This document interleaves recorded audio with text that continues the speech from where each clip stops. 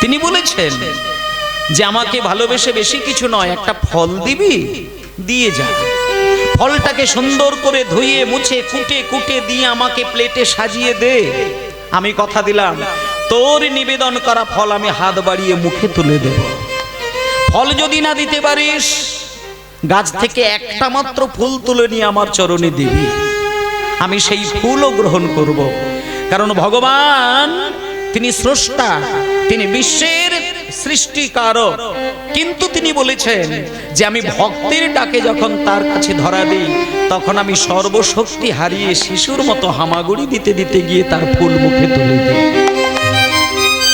একটা বাচ্চা ছেলেকে যদি আপনি খেতে দেন, সে অখাদ্য কুখাদ্য বিচার করে কি?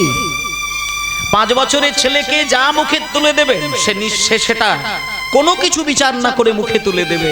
সেটা খেলে বাঁচবে কি মরবে সে বিচার শিশুর হয় না। তেমন ভক্ত যদি কোনোদিন ব্যাকুল প্রাণে তার মন্দিরে গিয়ে ডাকেন, ভগবান শিশুর মতো হামাগুড়ি দিতে দিতে হাত বাড়িয়ে গ্রহণ করে নেয়, কিচ্ছু মনে করেন না। তাই ভগবান বললেন, ফল দিলে খায়, ফুল দিলে খায়, পাতা দিলে চিবিয়ে চিবিয়ে খায়, কিন্তু কোনো কিছু না দিয়ে শুধু চোখের জল দিয়ে যদি সেবা করে, আমি তার কাছে বিক্রি হয়ে যায়।